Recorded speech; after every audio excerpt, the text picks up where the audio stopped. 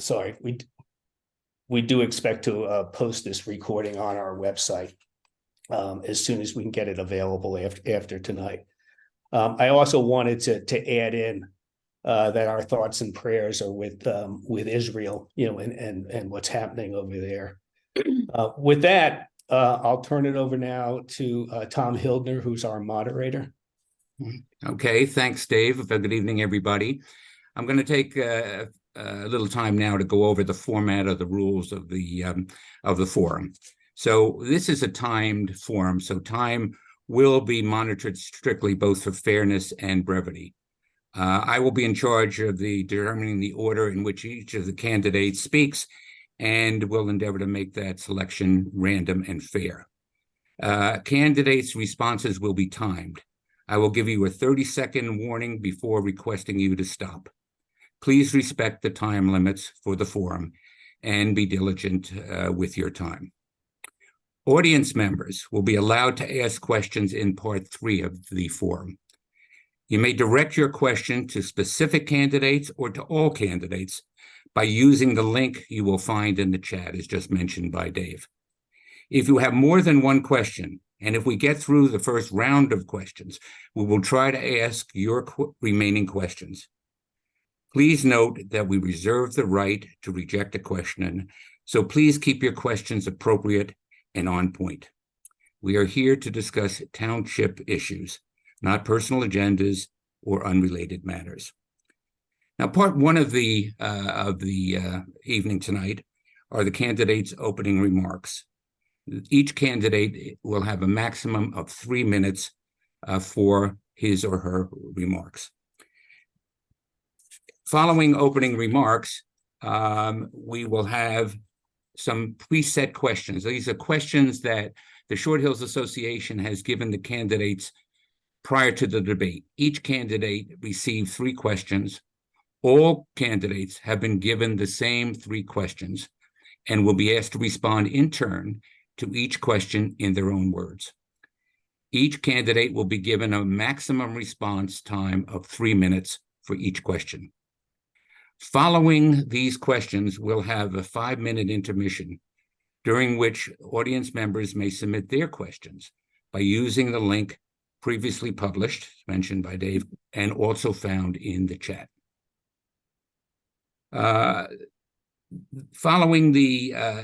Before we go into audience questions, we will have this intermission, and then we'll proceed directly into the questions. Once again, we reserve the right to reject any question, and we're going to seek to avoid repetitious and inappropriate questions. But again, we'll make every attempt to be fair and impartial in the selection of questions that, given the time allotted. Candidates will be given 2 minutes to respond to each question. If the question is addressed to a particular candidate, that candidate will be allowed to respond first.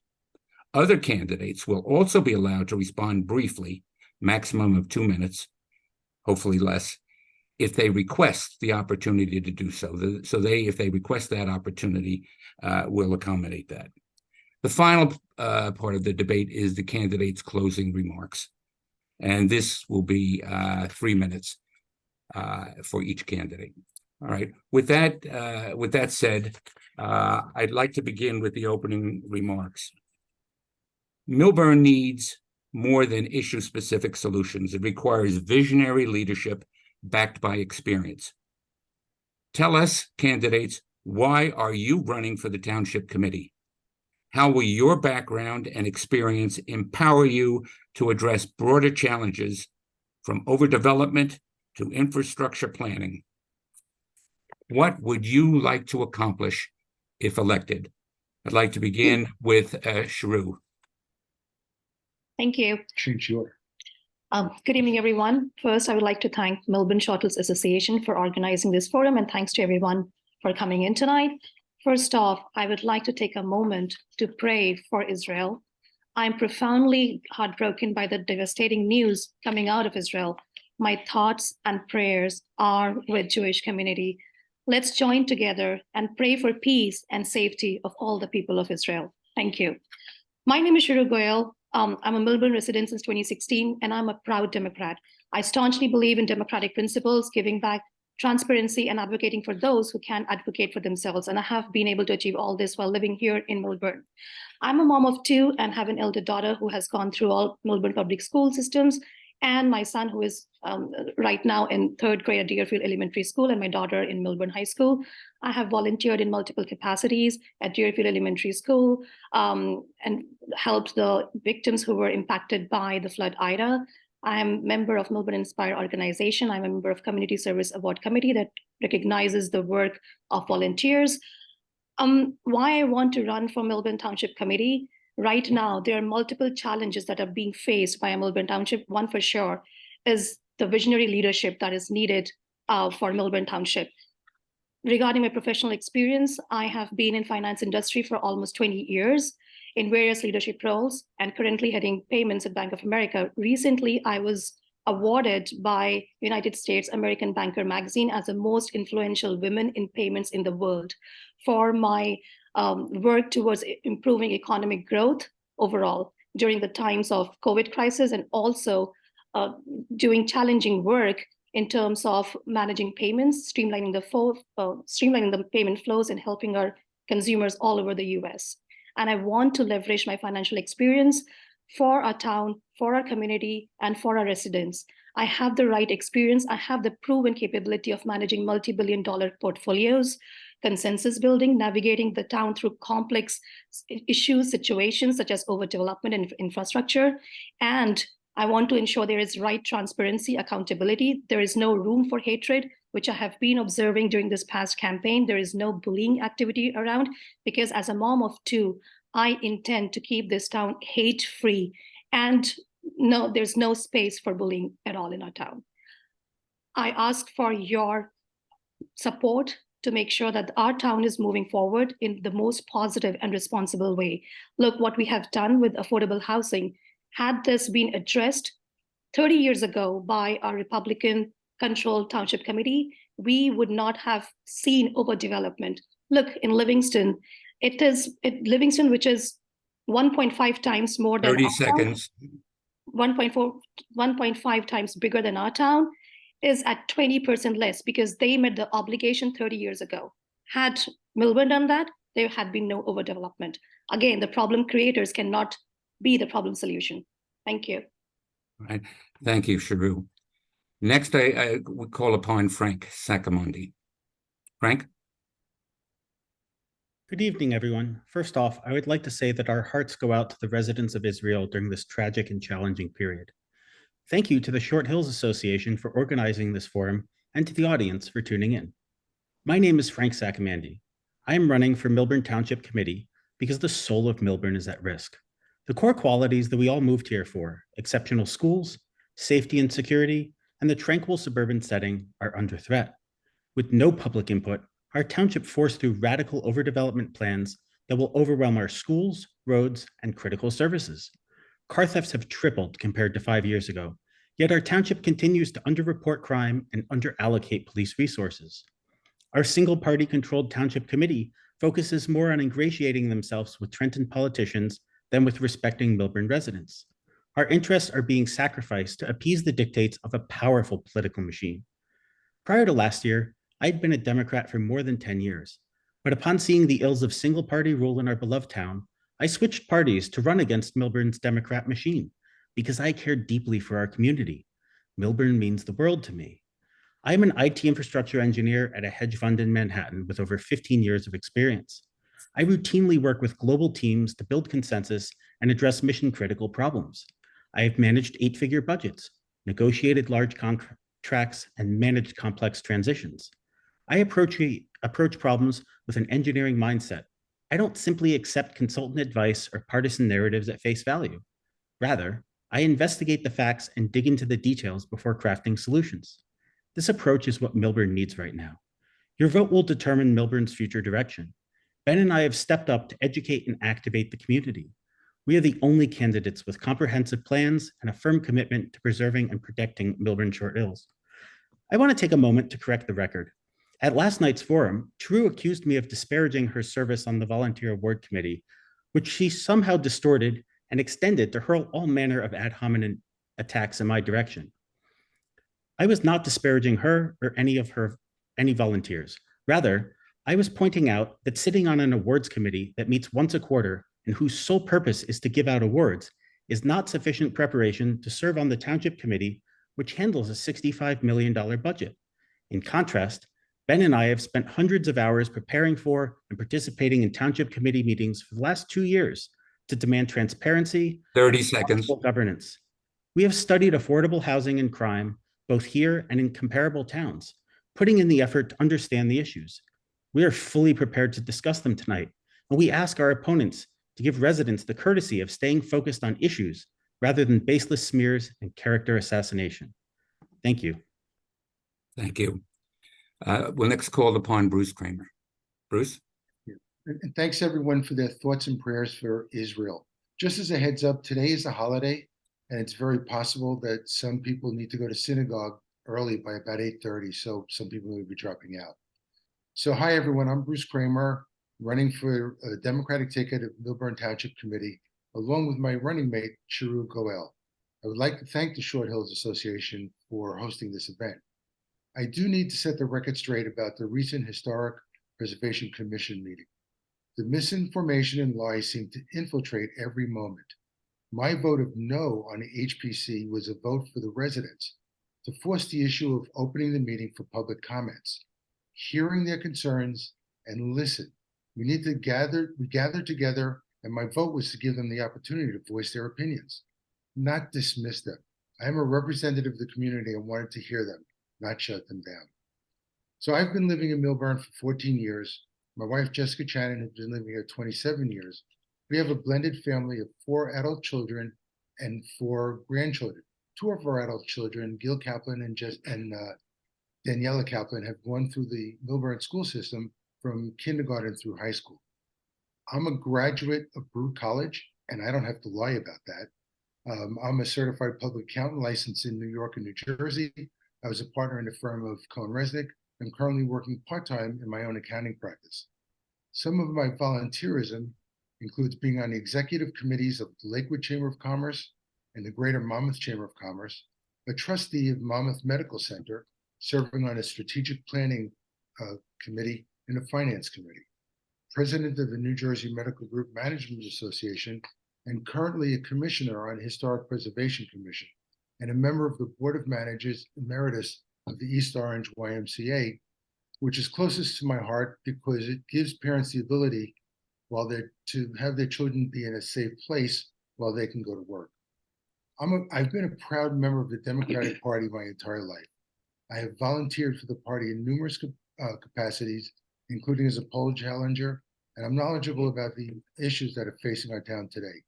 I've been endorsed by the Jewish Caucus of the New Jersey Democratic Party. I'm a volunteer for Be Smart for Kids, which promotes gun safety. I've been selected as a gun sense candidate for Moms Demand Action, and I've been invited to 30 join seconds. a group that works on electing gun sense candidates. CPAs are considered independent, and I am an independent thinker. I'm a strong believer of the pay it forward concept. People know me and consider me to be helpful, open to discussion, extremely friendly, very honest, trustworthy, a person of deep integrity and collaborative business style. That's the philosophy I'll bring to the Township Committee. Thank you. Okay, thanks very much, Bruce. Now I'd call upon Ben Stoller to give your opening remarks. Thank you, Tom. I also spoke to family in Israel today, just horrific. My condolences and best wishes. My name is Ben Stoller. I've been a resident of this area since 1999, specifically in Millburn since 2015. My wife and I moved to Millburn because of the great school system, low crime, proximity to New York City, and the airports, and the collegial small town feel. We have 4 children, all of whom have attended or are currently attending MSH public schools. I have volunteered and coached in various recreational sports in towns, including volleyball, girls soccer, wrestling, baseball, football. This has been a great experience for me to spend time with my children, teach and mentor other children, and build relationships with parents that last a lifetime. I began my career as a financial analyst in mergers and acquisitions and have since held numerous roles of increasing responsibility. Currently, I am the co-founder and manager of a private equity type holding company of environmentally friendly companies rooted in supply chain and logistics. with the singular goal of eliminating CO2 emissions and reducing waste in the supply chain. I am also the sitting past chairman of the National Reusable and Packaging Association. I believe that we are slowly seeing the erosion of all the elements that make Millburn great, a great place to live, due to a dereliction of fiduciary duty and responsibility by our township committee. Residents are not being listened to, and the governance and decision-making of our town has been passed on to municipal lawyers, planning lawyers, town planners, and a town administrator, all of whom do not have any skin in the game or possibly could be conflicted. There is zero accountability, transparency, or good governance by our current TC. I am running for TC to bring back proven real-world decision-making in areas such as strategy, operations, and financial planning, and bring some real leadership to the team. Right here in town, we have the best and brightest people from every walk and avenue. We have business, finance, marketing, education, mental health, environmentalists, and so much more. Yet the current TC does not seek out or utilize these resources. In order to benefit from resident experts' participation, it is important to eliminate divisive politics in town so we may all collaborate for the best outcomes for our town and families. Thank you to everyone who made this event happen. We will listen to all residents and manage this township with critical, methodical, and practical decision-making. We thank you for the opportunity to earn your vote. Hey, thank you, Ben. Now, before we go on to what we call the preset questions, I'm going to take a point of personal privilege because you've all been frozen during all of this, somewhat unnerving. So hopefully I'll be Frozen. Well, I don't know if I'm still frozen for me, but that's all right. I don't want you to be frozen because I want to be able to go to see your faces while you're talking. All right, this is the second part of our program, and these are the three questions that we are going to ask each candidate to ask. So the first question is, please identify the 4 most important issues facing our town and tell us when and how the township committee should address them. I'll ask Frank to begin the responses. Thank you. So the top 4 issues are overdevelopment, crime and safety, respect for resident input, and rejecting outside influence. Crime will be discussed in a later question, so I'll talk mainly about overdevelopment, and Ben will address the remaining points. The most pressing issue that must be addressed immediately is to push back on the unrealistic overdevelopment plans that were agreed to with no public input. The most problematic part of the plan is the 75-unit income-segregated housing project slated for the contaminated town dump. Not only does this project vastly exceed our town's affordable housing obligation, the exclusionary nature is offensive to our community's values. The township committee is giving away property worth millions, paying for environmental cleanup, and exposing Millburn to unlimited legal liability if remediation is not done properly. The project will not contribute any tax revenue to our schools. Simply put, we do not need to build housing on the dump. Despite what our opponents may say, there is significant legal basis to stop the dump project because it's part of our town's unmet need, which can be addressed through rezoning. Our opponents blame Republicans for kicking the can down the road for decades. This is patently false. Prior to 2015, there was no can to kick.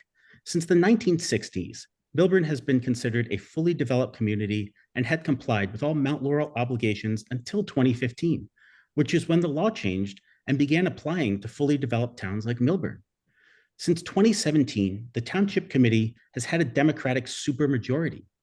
The continued supermajority botched the affordable housing issue, leading to this fiasco. The facts are undeniable. In 2017, during discussions on the Woodland Road project, Democrats dragged their feet and failed to file the legal action needed to secure immunity from fair share housing. The housing plan was filed 3 days late, even though they had months to do so. The responsibility for this radical overdevelopment lies not with any administration prior to 2015, but with the Democrats who failed to meet this deadline. This was the ultimate dereliction of duty.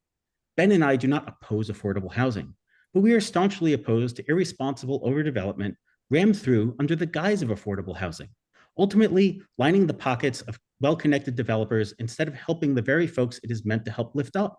We can do better, and we plan to do the following. We will properly inventory existing apartments that have rents that are already at levels considered to be affordable. Given the 20% vacancy rate, amongst existing rental units, there are hundreds of units sitting empty. We will work with property owners to refresh, 30 rehab, seconds. and redeed these units so they can be counted towards our obligation. In the 2025 round of affordable housing, we will prioritize the provisioning of integrated affordable senior housing. This allows empty nesters to stay in our community and limits the number of students brought to the schools.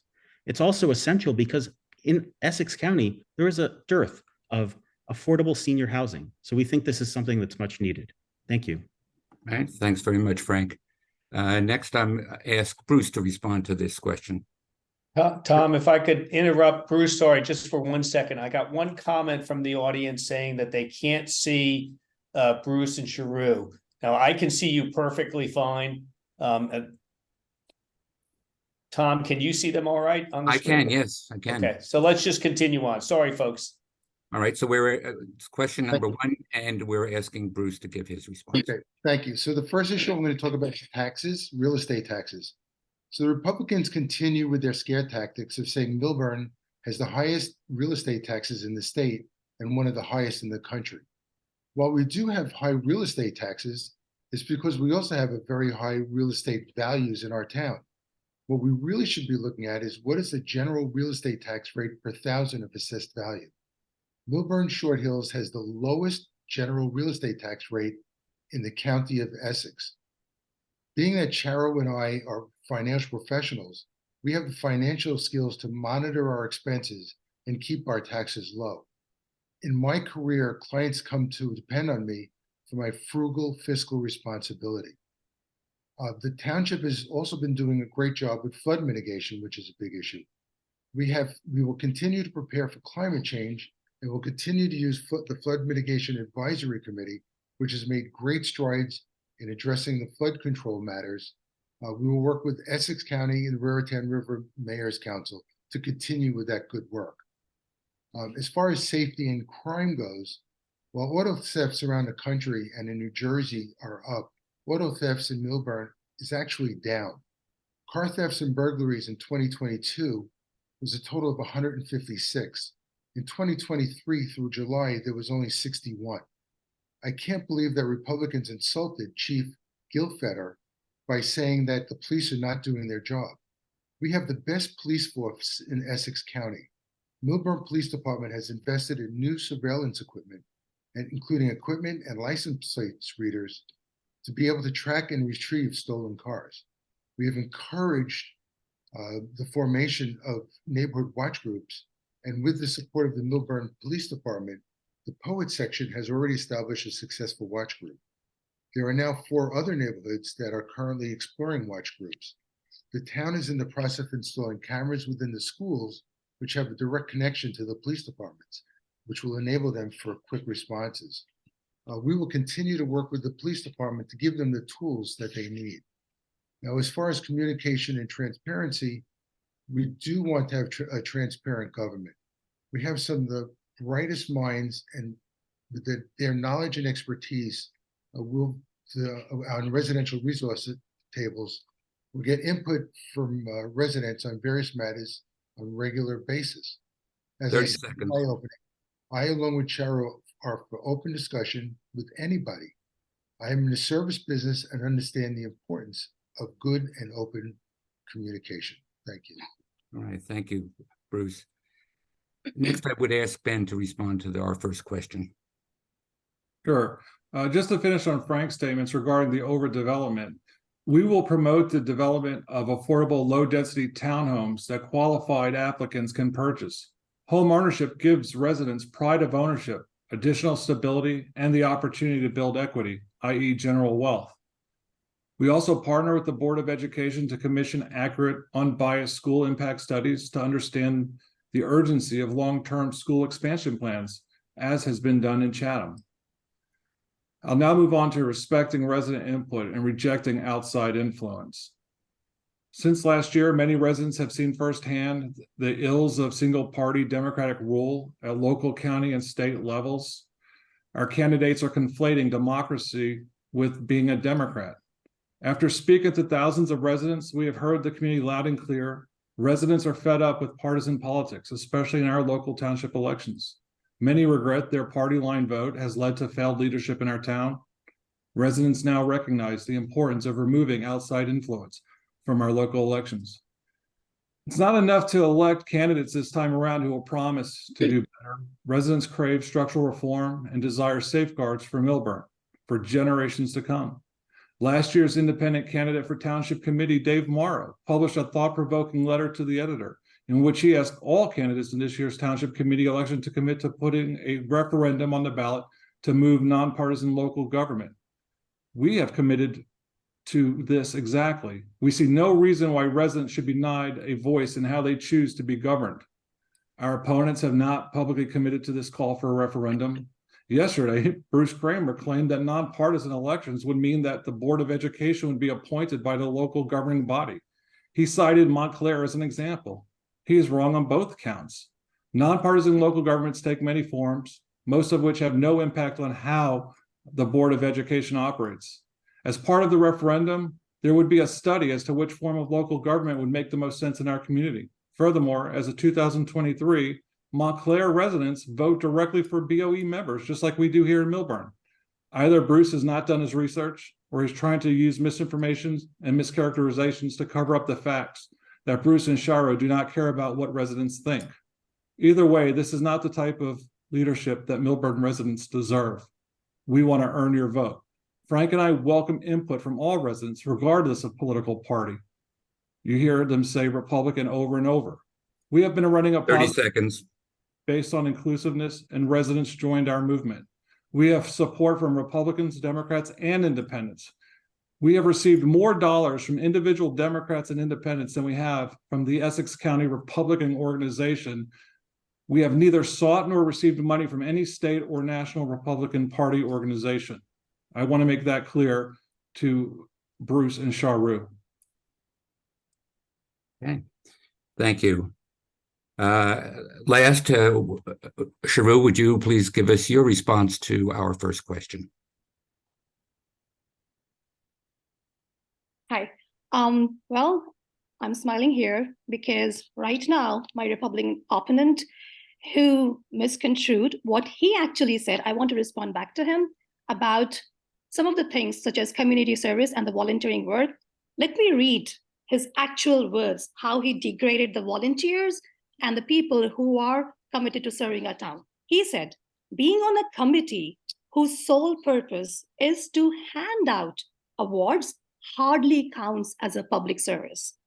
Can I tell you, it is insulting and demotivating to me and our residents who have volunteered their time and efforts in this committee and to improve the quality of life of our community. The building block on which community service stands is that no job is too small and every job counts. Elaine Baker had started this committee since 1991 and has researched, selected people from our Millburn Township that has contributed significantly for our community. Volunteering is the spirit of America. And Frank has not yet apologized to me and to hundreds of residents for disparaging and insulting the volunteering services by calling this committee as worthless. And this is what we want our leaders to be there for Millburn. It's up to you to decide.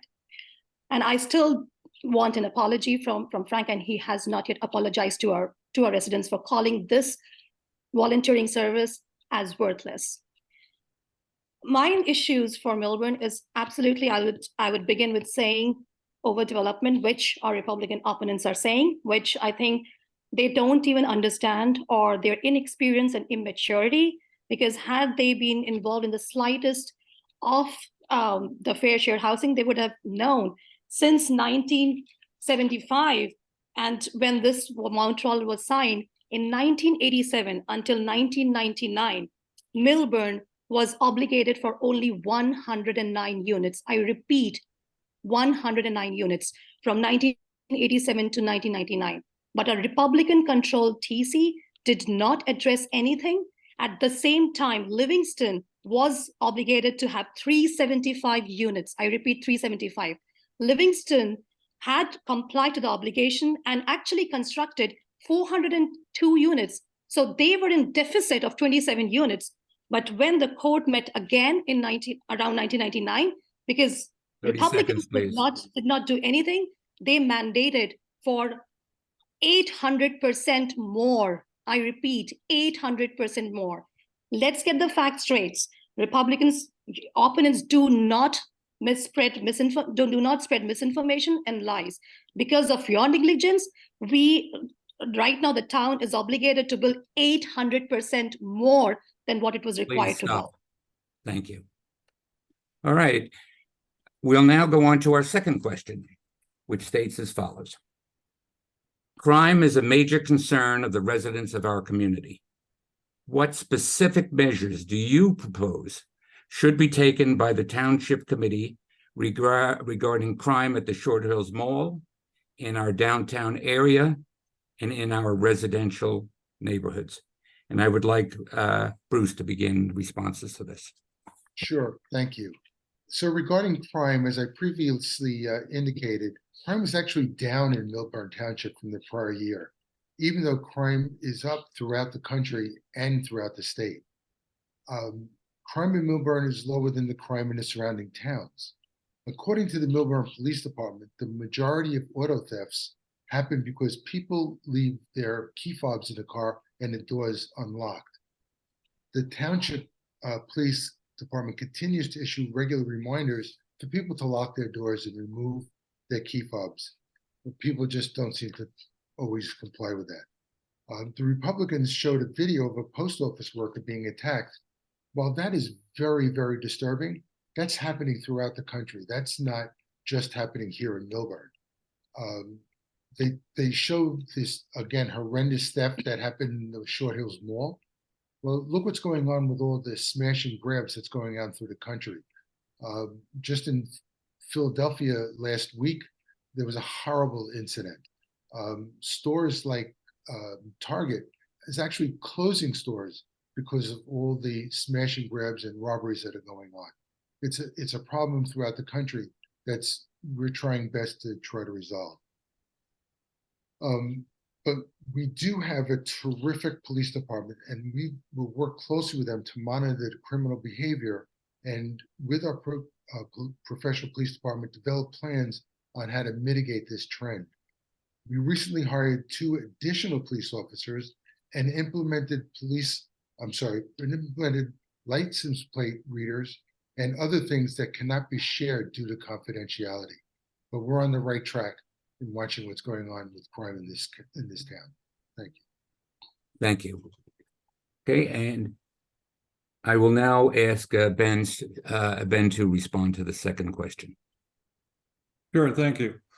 Low crime was one reason our family moved here many years ago. Unfortunately, crime is up in Millburn. We realize that crime is up statewide and nationally. However, it has escalated more here than in any other neighboring towns. In 2015, Millburn and Summit each had 9 car thefts. In 2021, Millburn had 43 car thefts versus 24 in Summit. Criminals are now getting more brazen. Even if your car is locked, they're starting to break into homes to steal key fobs. In the first 8 months of the year, there were 18 home burglars, compared to 7 during the same period last year.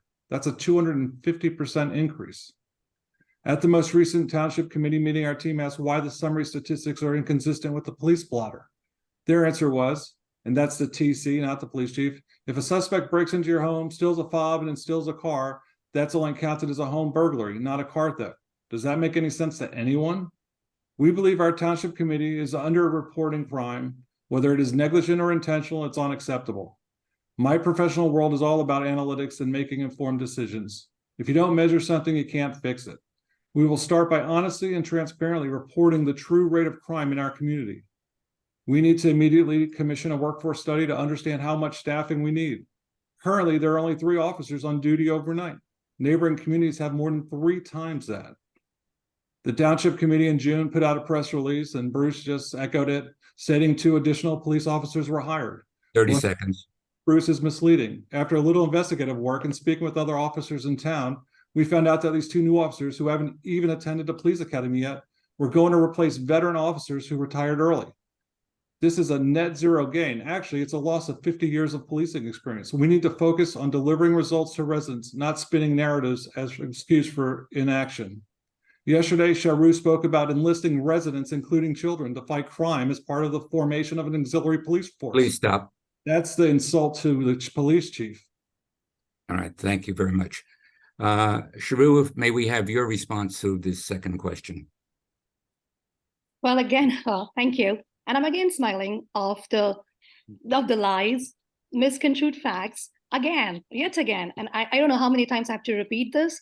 So in response to what Ben just said, well, yesterday night, before even I could complete, and I mentioned too, apart from all the solutions and the planning I provided for public safety and pedestrian safety, and apart from all the great work which our police department is doing right now, I suggested an option out of my creative mind that, hey, to give opportunity and to attract more community engagement. I repeat, Ben, I think I have to repeat multiple times to have that in your mind so that you cannot lie anymore, is that I repeat, community engagement, a voluntary community engagement where we can have an auxiliary community where our Millburn graduates, college graduates, can choose a path different from a college path in case they wanted to stay here in Millburn to pursue something, and they can be into a civic formation for community engagement, working with police or working with fire department.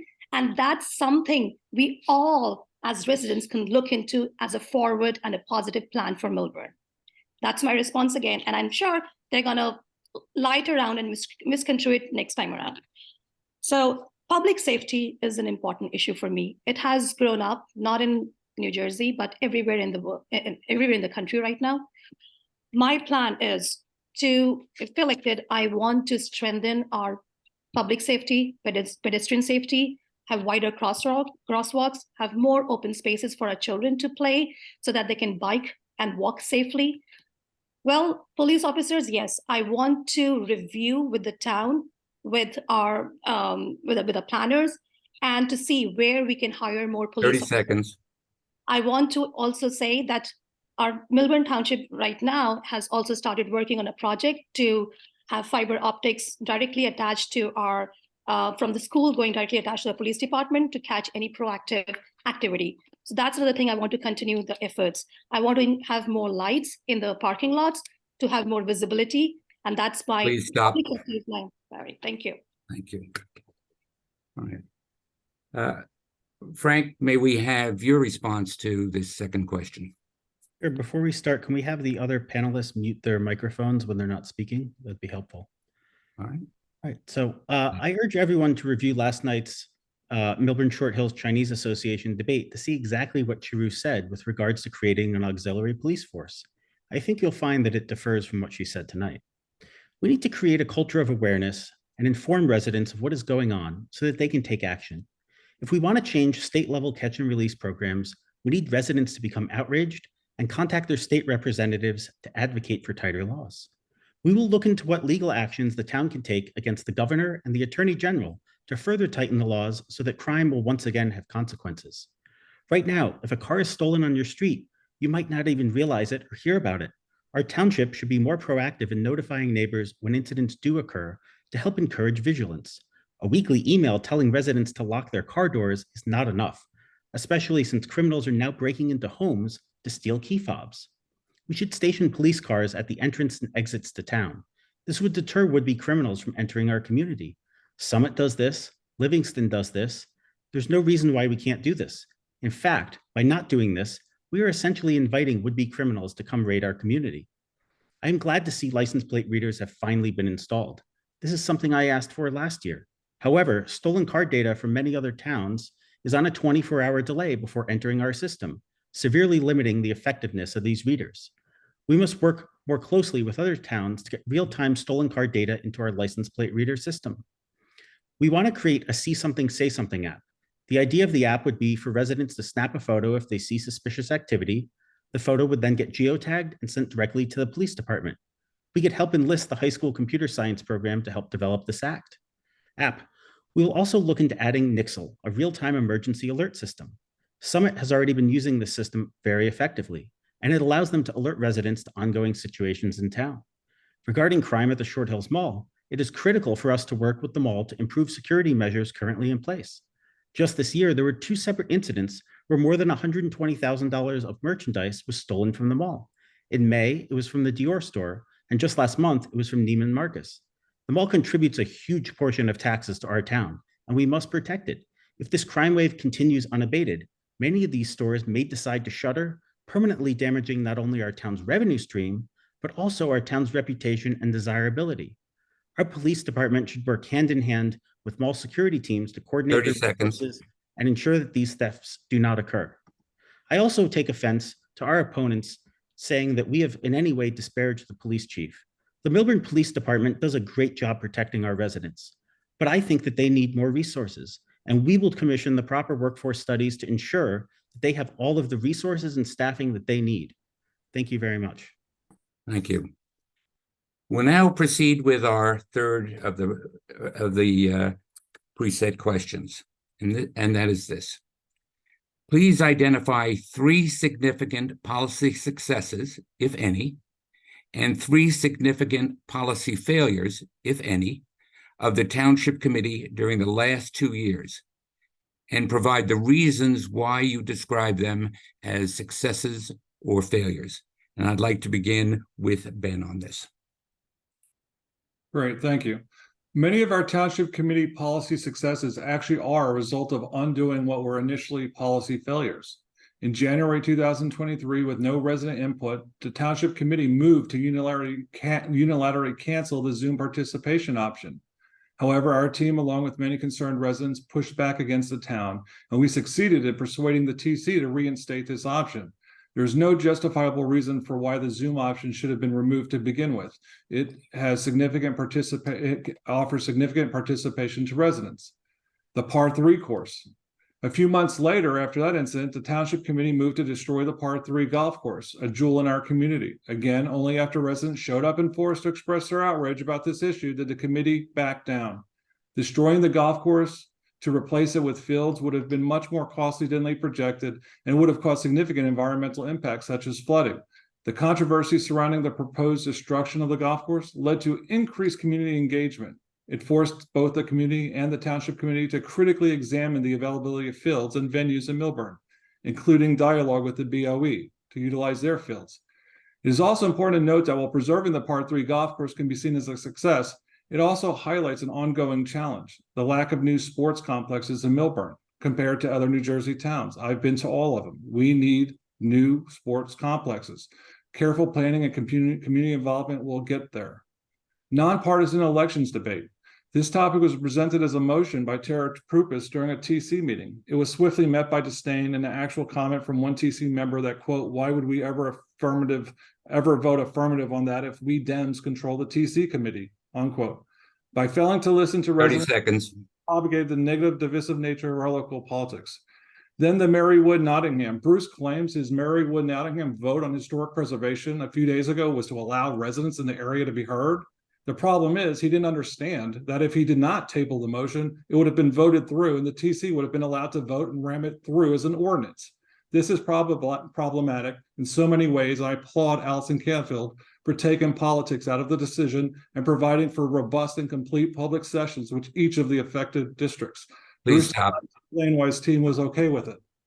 Thank you. All right. Charu, would you give us your response to this third question?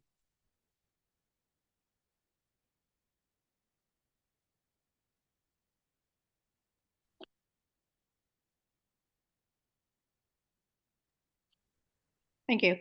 I would like to begin with saying that there had been multiple policies that I want to talk about. First off is the one which is for flood mitigation efforts for our township.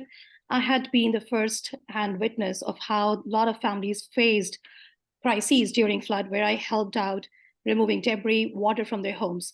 Our town is actually, water flows into our town via 2 valleys that run through our town. And at the tip of those 2 valleys are the rivers. The lowest point is the river, Rahway River East Branch, Rahway River West Branch, and the Van Winkle Branch. So at any point in time, a town is so vulnerable with flooding, whether be it Glenwood, whether be it South Mountain area, or whether be at our Main Street in Millburn, downtown. So we have to be really, really proactive and make sure that we are continuing with the flood mitigation processes, wherein we have been able to identify homes for house elevation projects. where the house will be moved up so that the water do not clog their main rooms. And right now, 80% of that house elevation project will be funded by the federal and the 20% by the residents. Then there's another project to have more pipelines so that the water can come out when it starts to get filled up very quickly. So this is the effort I want to continue working on flood mitigation activities. Second is, the important issue is to promote our local businesses. Explore Millburn Short Hills has been created in 2020 at the height of COVID that gave a lifeline to our businesses with a gift certificate program, which helped them with cash flow. The commercial vacancy is now down from 16% to 3%. 98% businesses have opened. And many a times, this wonderful effort had been opposed by Ben and Frank. Do they want our businesses to go down? I want our local businesses to thrive. I am a proponent of local businesses and education, whereas the supporters of Ben and Frank had called me a child labor on many occasions, which you can tell that, we are moving forward and not want to be brought down. CEDA is another program which is wonderful running in Millburn, and I want to continue. That is the Cultural Engagement, Diversity, and Arts Committee, which was established under our leader, under the Democratic's leadership, which has introduced a lot of events, Chinese, Asian, and cultural events. I want to promote 30 seconds. Diversity in the town. The most important issue which I find and which I want to really work on is, again, affordable housing. We have to do it in a very responsible way. We are a welcoming community. I want to give opportunity to our teachers, to our nurses to have their children study over here. Overdevelopment is a problem, but look, we are in this problem because, again, it was not resolved in a timely manner. Thank you. Thank you very much. All right. Frank, would you give us your response, please? Thank you. 3 of the biggest policy failures over the last 2 years are related to fair share housing settlement. The approval process, the agreement itself, and the lack of future planning are all policy failures. First, let us review how the Township Committee negotiated and approved this agreement without hearing any input from residents. In July of 2021, the Township Committee professionals advised them that they could not discuss the contents of the settlement agreement to residents as per a court order. However, after our team appeared at a court hearing and inquired about this supposed order, the judge denied that any such order existed. We uncovered evidence that our fair share housing attorney, Ed Buzak, actually walked Denville's residents through their housing agreement prior to their governing body taking official action. After we presented this evidence and repeatedly called for Buzak's ouster, the TC finally relented and replaced him. The Township Committee continues to deflect from their own failures by claiming that the attorneys gave them bad advice. They hide behind a misleading communication from the special master regarding negotiation confidentiality. Keeping negotiations confidential is not the same as keeping the resulting agreement confidential. This misleading document is still prominently posted on the town's website. The next policy failure is the settlement agreement itself. The agreement is one of the worst in the state. Our township agreed to allow for twice as many units as would be necessary to meet the legally required obligation. Maggie Miggins inexplicably included the 75-unit income segregated exclusionary dump housing project to help satisfy a portion of our obligation that could have been satisfied through simple zoning changes. Yesterday, our opponents claimed that the court decided where that project was going to go. This shows a deep misunderstanding of how the affordable housing settlement process works. The court does not make any demands, and in fact, the legal precedent is clear that the affordable housing obligation is not site-specific. The court would never insist that exclusionary housing be built on any specific site as part of the town's unmet need. Furthermore, the court is also clear that there is no need to affirmatively build units as part of a town's unmet need obligation. Courts operate based on rule of law and legal precedent, and the evidence does not suggest that fair share has a leg to stand on as it relates to forcing the dump housing project on our town. The last policy failure that our town has still not formed a citizen advisory housing committee to help determine how we should address the issue of affordable housing going forward. The clock is ticking on the next round of affordable housing. 30 seconds. It seems that our township committee is planning to drag its feet yet again, just like it did when 5 years ago they failed to file the plan on time, and that resulted in the builder's remedy lawsuit brought on by Silverman. And that's what really started this whole mess. Thank you. Okay, thank you. All right, our final response will be given by Bruce. Thank you very much. So first, Frank, great idea to put a police officer at each entrance to town. Did you figure out, what is it, 30 extra police officers, 40 extra police officers? I don't know how we would ever do that. And Ben, I think you need a lesson in civics. The no vote meant that we wouldn't table it, so we would have to open it up to a public discussion and then take another vote as to whether to table it or not. That's all it meant. If the whole committee would have said no, then we would have had to have an open discussion. That's what I was looking for feedback from the people that were there.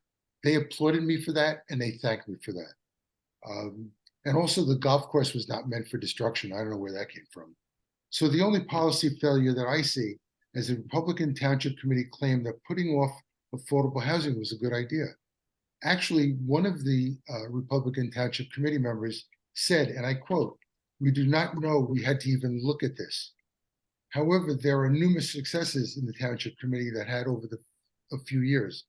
Charu already mentioned some of those. There's flood mitigation, explore Millburn Short Hills, and public safety. I mean, just look at the vibrancy of downtown Millburn now. We had a vacancy rate of close to 16% at 2020. We now have a vacancy rate of 3%.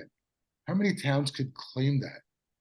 Since 2020, we added almost 100 new businesses to Millburn and Short Hills. I think that's some great successes that our Democratic Party has put together, and our committee is doing a wonderful job. Thank you. Thank you. All right, now we get to the part of our program that all of our audience gets to participate in.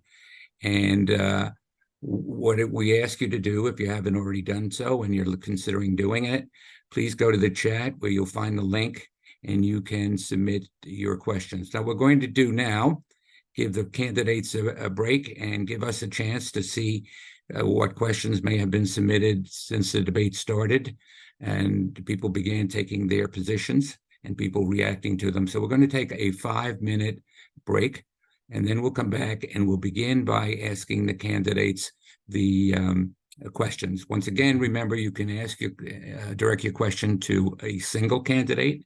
You can direct it to all candidates. And what we will allow is if a candidate wants to respond to another candidate's answer, then you have to signal to me, raise your hand or otherwise request it, and we'll allow you to give a very brief response. So with that, according to the official clock, it's 7:55, and we'll reconvene at 8 o'clock. Thank you.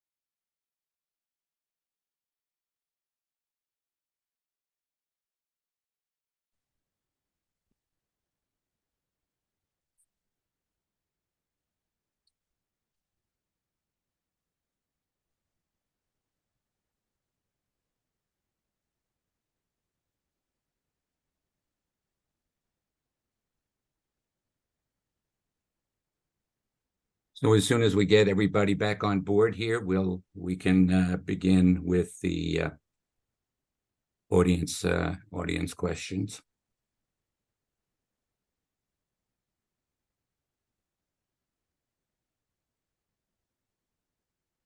What are we missing?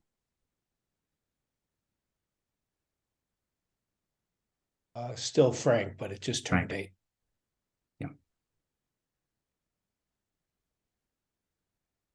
My mother said I was never early for anything, but I guess I made That's an it. exception tonight. All right, we have everyone. We're ready to begin now. Reminder that the answers to these questions should be no more than 2 minutes. So the first question is, we'll start with an easy one. It's addressed to all of you. And the question is this: how many township committee meetings have you attended in the last 2 years? And how many times have you spoken about a pending issue, ordinance, or approval? And I would ask Charu to begin with that. Thanks for the question. I have been to township committee meetings for a lot of times, and recently I was there in the township committee until the whole issue, hearing all the issues, respecting our residents, taking their concerns. And I would have to say I was the only one. And Frank and Ben had left the township committee. They might have been coming, but they would leave very early. And they left early. They think there is just one single issue in the town. But I know, since I have been following, there's public safety, there is flood mitigation efforts, there is transparency that needs to be really fixed. Then there is historic preservation thing which was going on. And last time when I attended Historic Preservation Committee, I voiced out the concerns along with the residents and firmly said no, that there has to be more transparency in the whole process, more knowledge transition to our residents, and I firmly stand with them. Well, Ben and Frank didn't even show up and were not even voicing with the residents.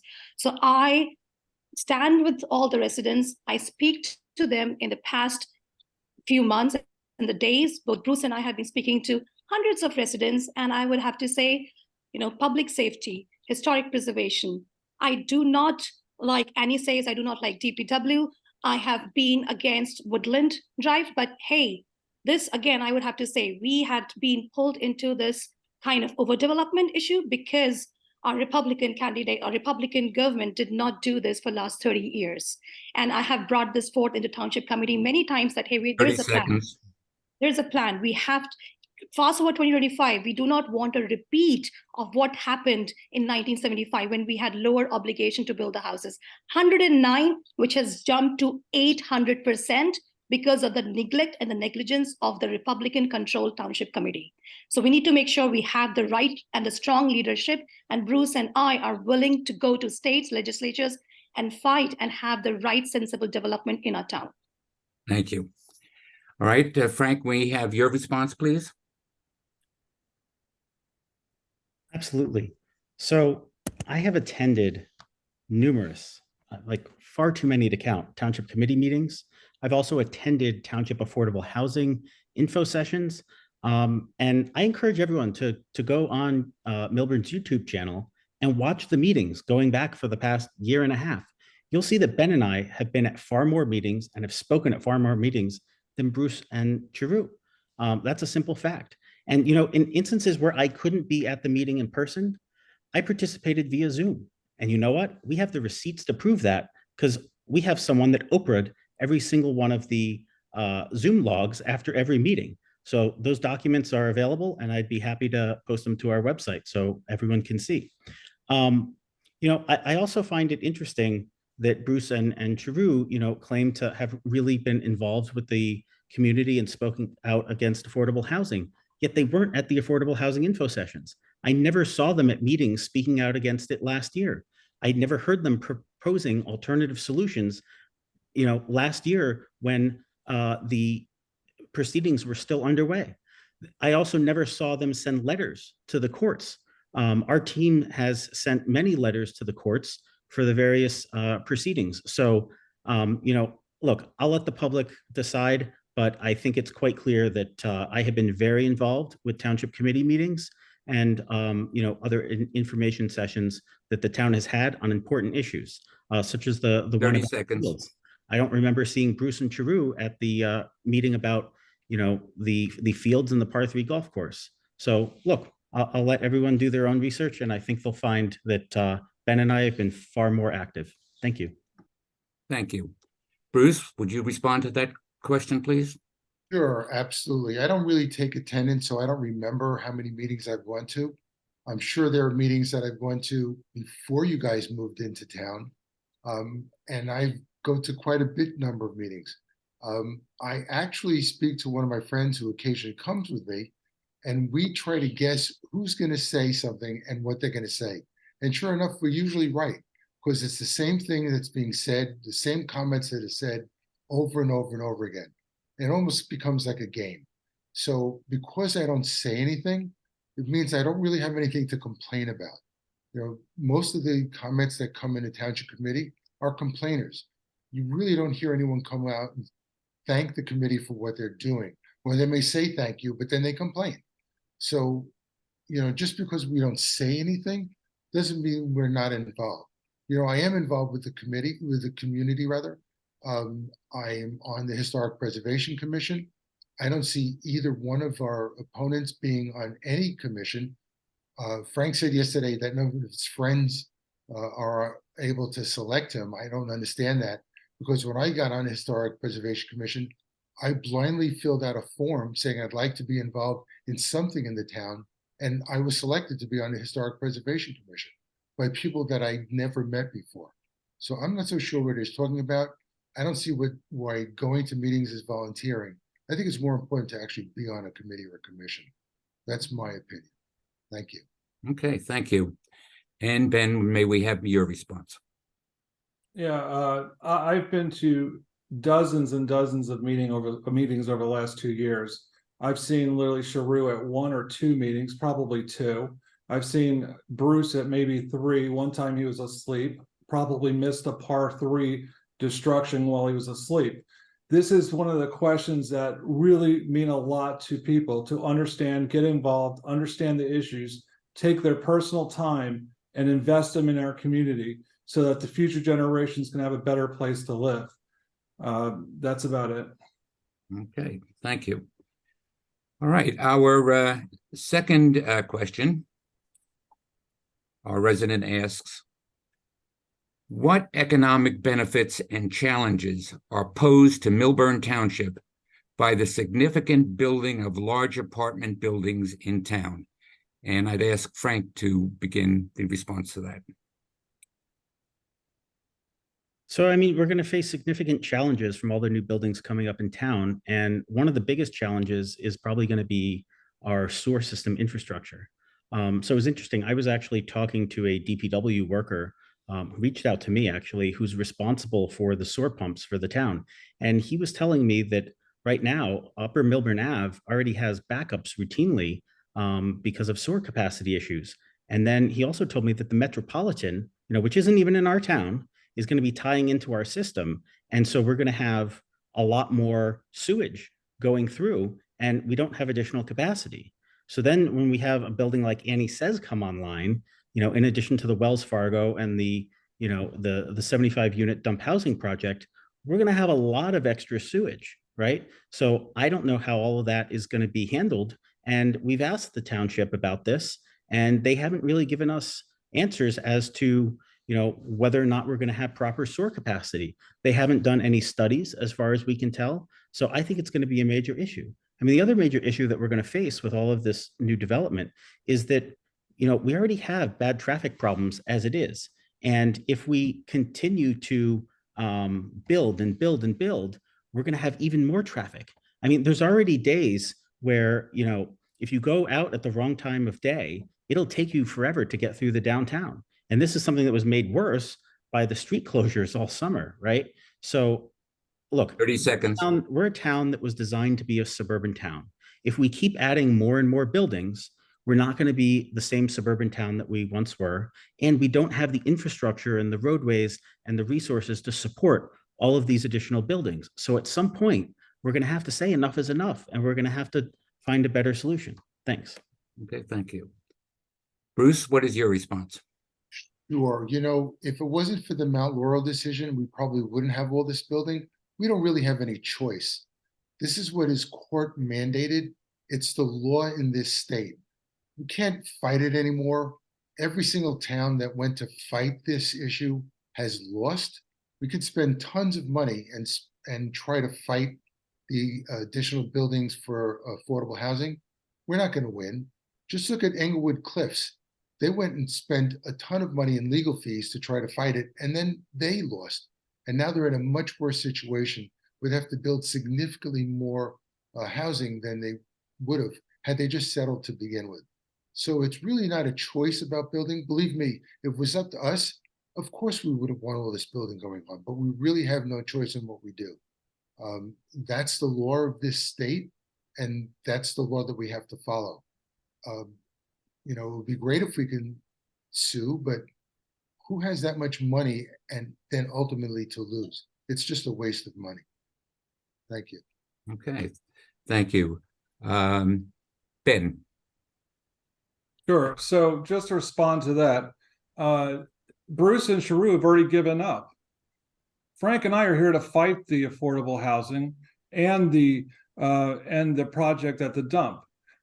Right now, with that attitude, we'll never win.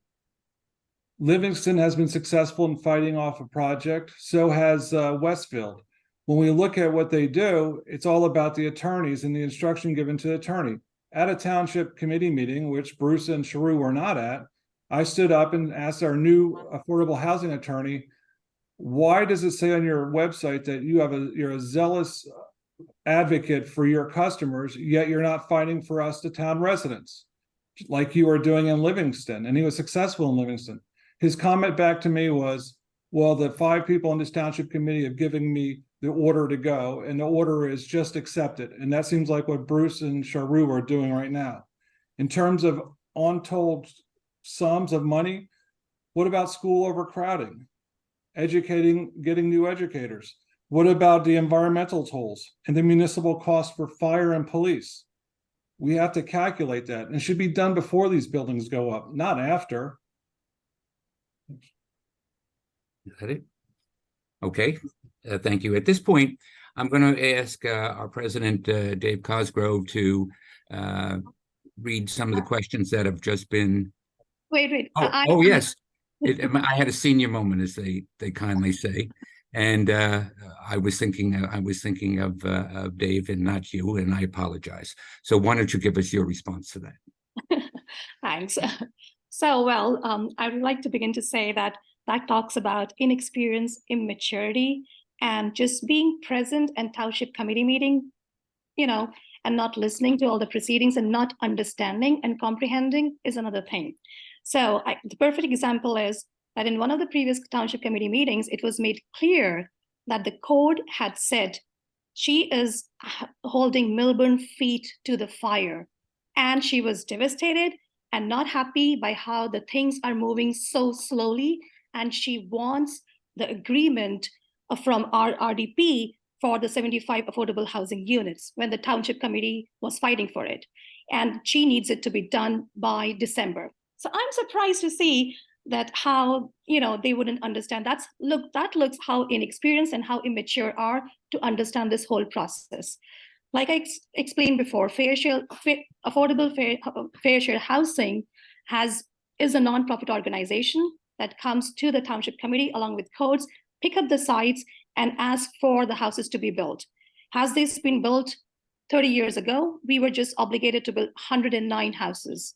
And Livingston had met the obligation, and right now, they just had to make 20% of what Millburn has to build. So start speaking the truth. Second is the traffic. Traffic is something that I really want to have more in a constructive way. We need to work on and finding more good traffic flows. 30 seconds. How we can make sure that we have the right infrastructure and planning, and both Bruce and I have the right experience, the financial background to make sure that we have the right economic growth in the town, and even work on having the right taxes for all of our residents and make sure that every dollar counts for all of our residents in Millburn. Thank you. Thank you. All right. Do you have some questions for them, Dave? I do. Can everyone hear me all right? Okay, very good. These are additional questions that have come in since the first batch. And this is a question for all of the candidates. And it's, what steps will you have the TC take to mitigate the effects of climate change and create a more sustainable Millburn?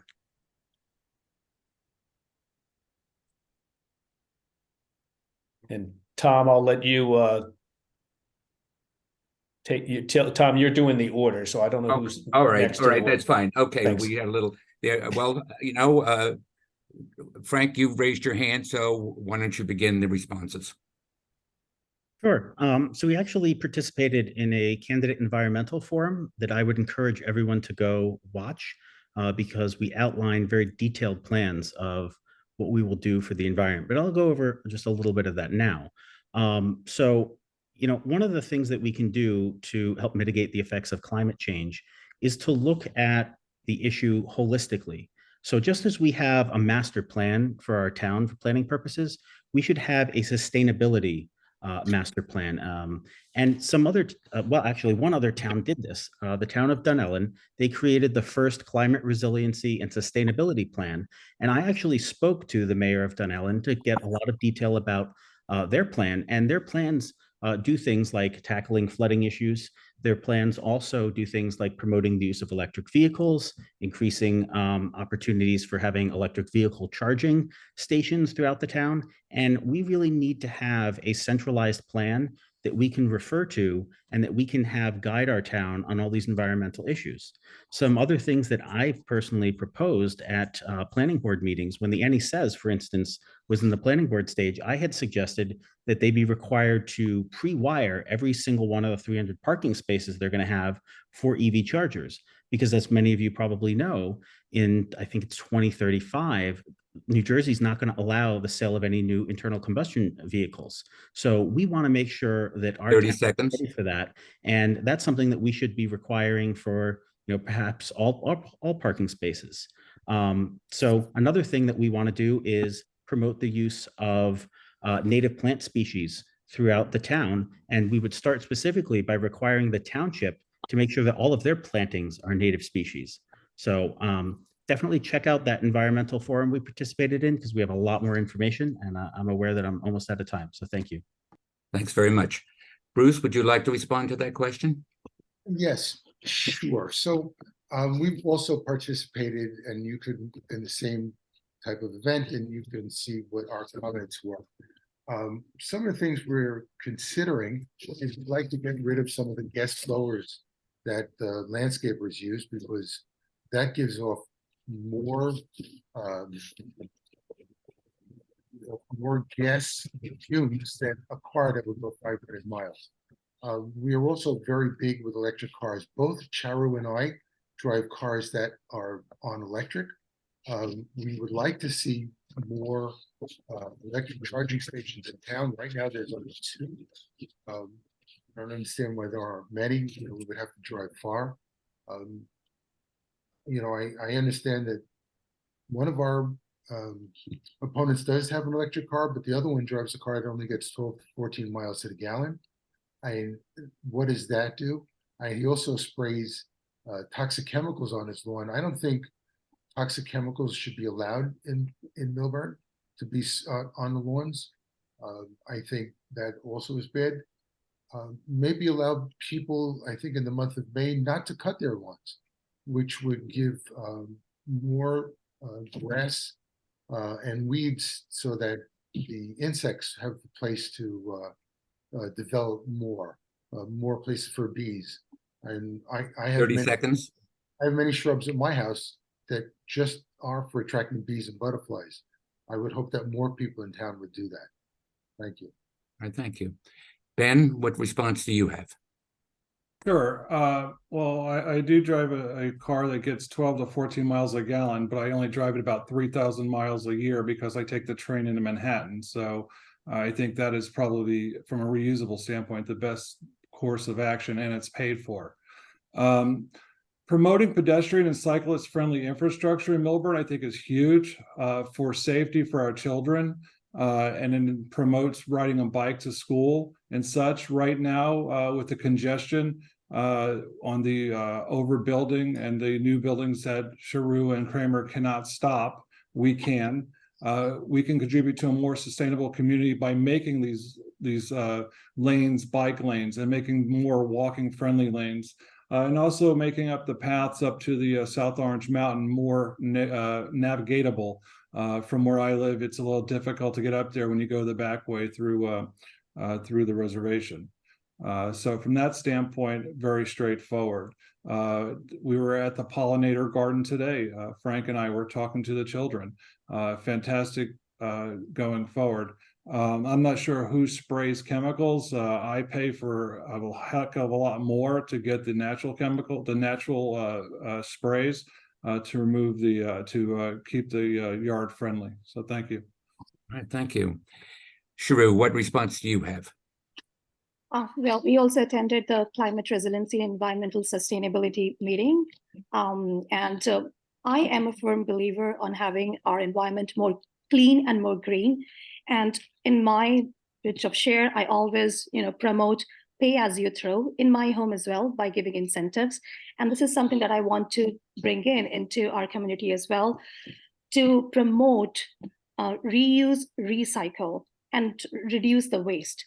And by that, we can incentivize anyone who is reducing the waste in the home. That's one. Second is to use the native plants. That is really useful for our healthy and sustainable environment.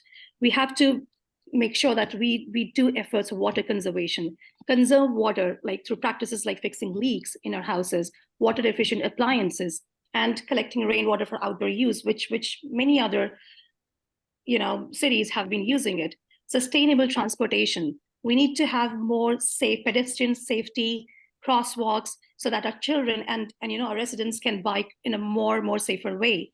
We need to support renewable energy. We need to preserve biodiversity in our town and make sure that we have the right tools to make our climate more resilient and make our environment more greener for Millburn and make it sustainable. Thank you. Dave, you have another question for the candidates? I do. I will say, before I start with the next question, I did receive another note from the audience that Bruce and Charu, I think because you're sharing the camera, when one of you is answering, it's cutting off part of your heads, side. So maybe when you're answering, if one of you could just be more centered, that looks better to me right there. So thank you, folks. So the next question I had is on athletic facilities, and the question is: can athletic facilities be enhanced in towns such as ice rinks, YMCA type facilities, a modern gym, etc.? Okay. And it's for all. For everybody. All right. Why don't we then? I'm going to ask Bruce to give us the first response. Sure. To get you in mid-sentence. If they take a drink. I wish we had all the land to be able to do that. I would like also to see the high school work with the township so that we can use their fields, not just for the high school itself. I'm a little concerned about having turf fields. I'm not so sure it's good for the environment or for the health of our children. I know that they require less maintenance, but I think over time, it could only hurt most of our students. We have added fields to the field. We actually added 2 fields at TVJ for the sports programs. I don't, I wish there was more land for more fields. I just don't know where we'd ultimately put them. Okay. Thank you. All right, Ben, what response do you have?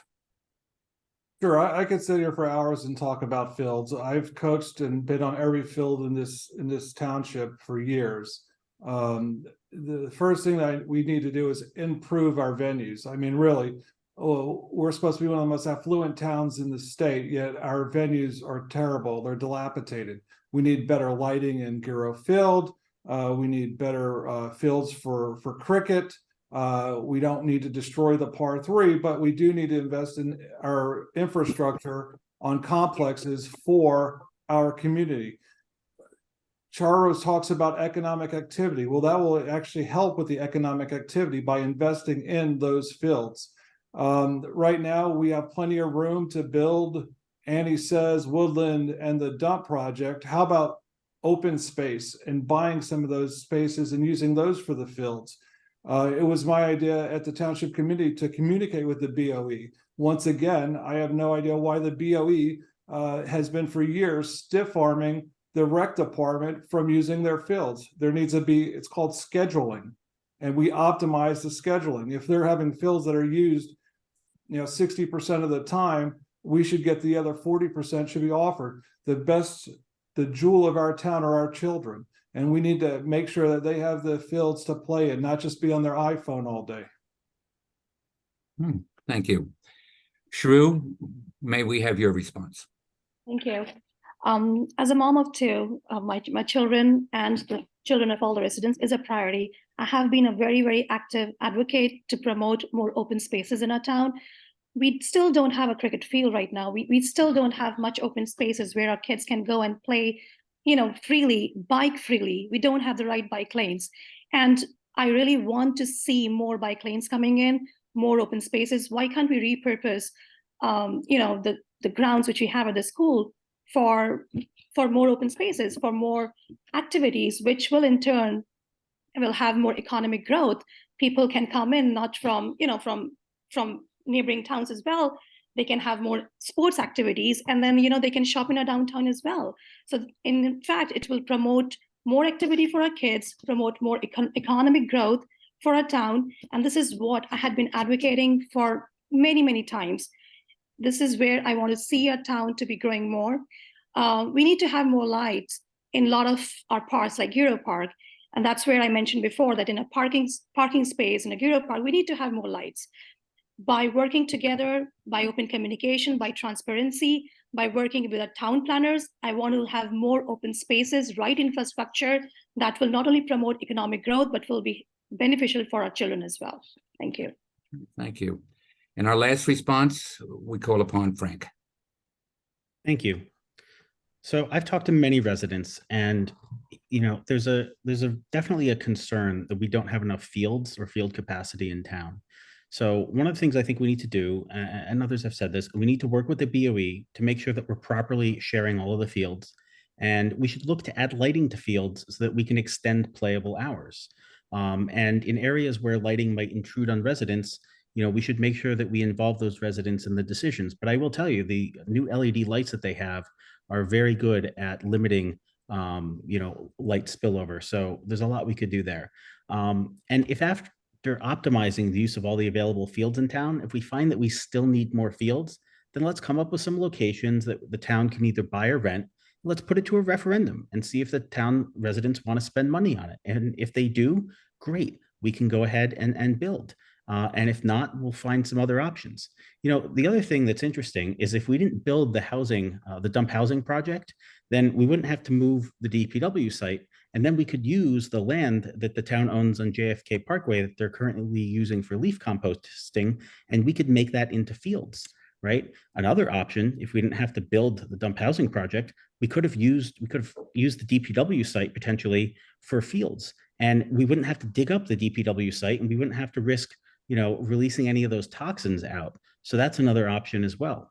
So there's a lot we can do, and there's a lot we will do. I'm personally going to be very interested 30 in seconds. the results of the updated recreation portion of the master plan are going to be, because I think that will help guide us and allow us to make informed decisions on how we can best improve the use of existing fields and allow us to know what we need going forward. All right, thank you. All right, our next question submitted to us is the following. Transparency and communication of the Township Committee are absolutely critical in the next round of the negotiations of the affordable housing settlement. What are your standards of sufficient transparency, and what are the specific measures that you will implement to better involve residents in the Township Committee's decision-making process? And I would ask Ben if you would begin on this. Sure, that's a great question. Frank and I have been advocating for a citizen action group for the last 2 years.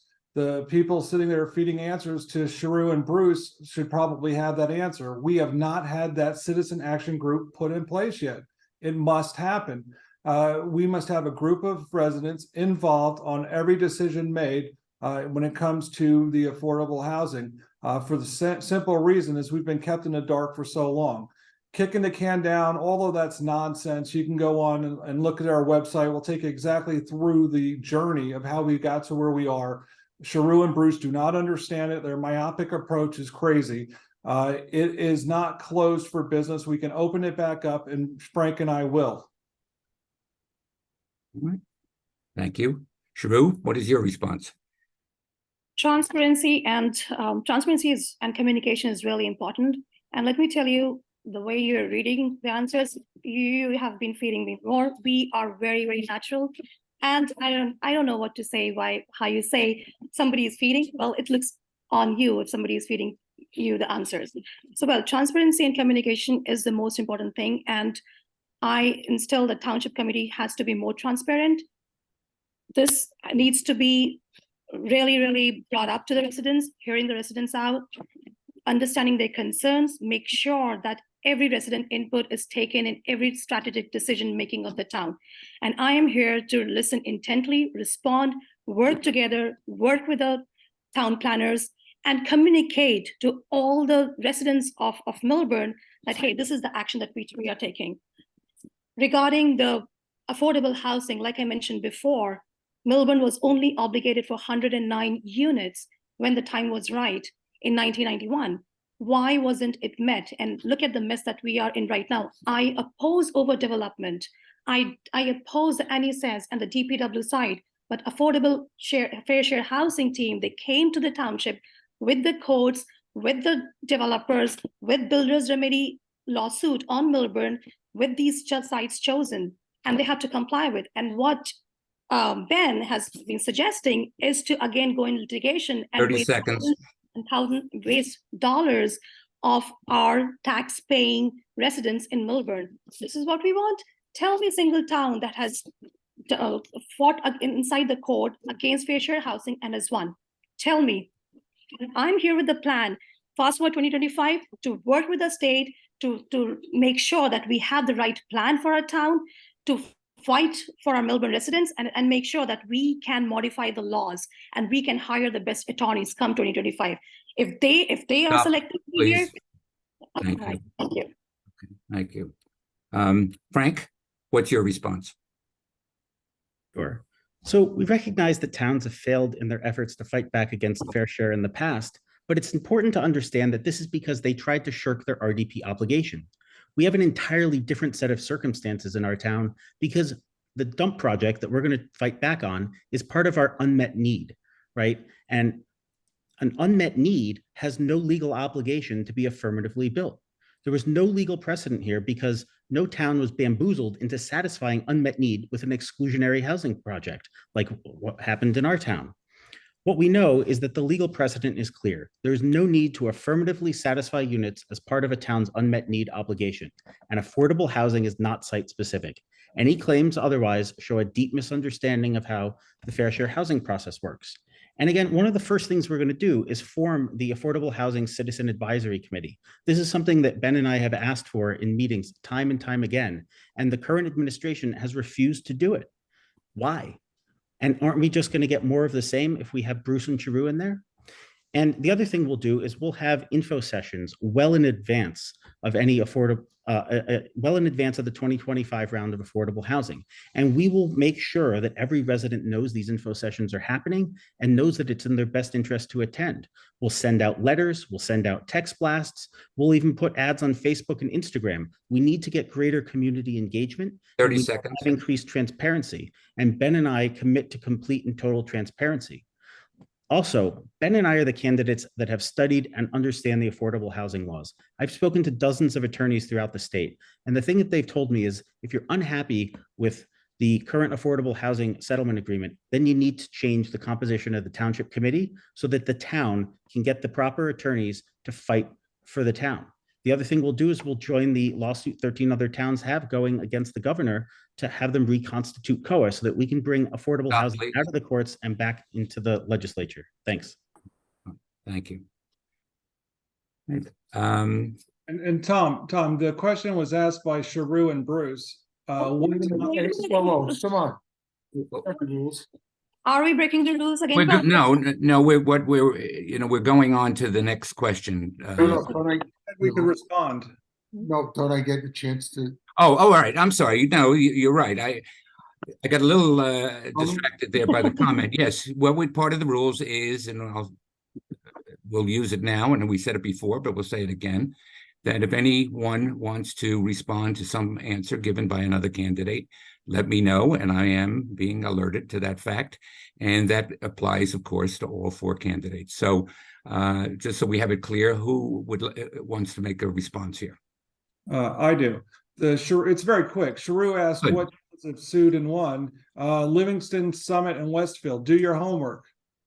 They fought it. Okay, that's it. Okay. And that's what can I? Is this a counter response? All right. Yeah. Make it brief, if you would. Thank you. Yeah, we know that. And that's why I asked, and I was expecting this answer because we have done more research and we are better fitted to understand financially. That has caused a lot of fines on the towns whoever has fought it. Look at Englewood. When they fought it, they lost it in the court. We don't want any more fines incurred on our taxpayer residents in our town. Court has mandated that it is going to hold Millburn feet to the fire. If we do what these candidates are saying, that they are not going to meet the obligations now, come 2025, we have 800% increase in their negligence. It will be double or tripled, and we will be under overdevelopment again. I oppose overdevelopment. I oppose any size project, but this was the mess created by the Republican-controlled township committee. Okay, thank Can I counter? Can I counter? Well, let me I counter, don't think. I haven't had a chance to Let's just everybody take a breath here and let's. All right, wait. We're going to get to everybody. Ben, we're not having rebuttals to comments. All right. So Bruce, you didn't make a comment. If you want to make a very short comment, we want to have other questions. And really what we like to do is get as many audience questions as we can, because after all, those are the people voting. You're also muted. So I didn't have my first 2 minutes yet. Yeah, but I'm not preventing you. I'm just saying that if you would, that's fine. And and we can move on to the next one. But by all means, tell us what you'd like. I've heard a lot of false claims here. I really didn't want to get into the whole thing about the affordable housing. The courts have mandated what we have to do. There's no way we can fight it.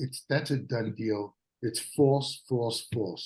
What we want to do, nice we have a committee, and that's fine, but we'd like to advocate for residential roundtables by bringing in as many residents as we can with small groups to hear what they have to say and then bring it to the entire township committee.